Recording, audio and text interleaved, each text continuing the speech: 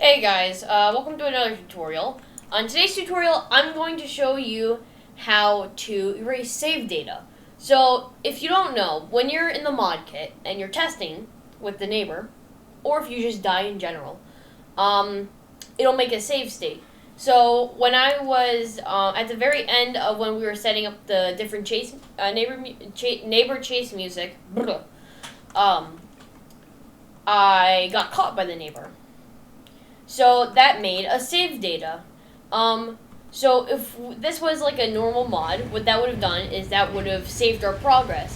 What if we don't want our progress to be saved? What if we want to add stuff?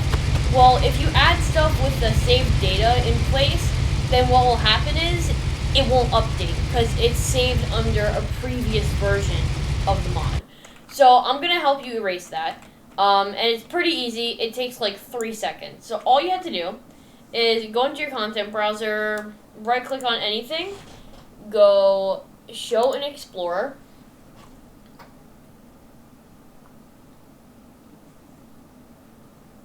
Here you go. Show in Explorer, this should pop up, and you'll see your content browser.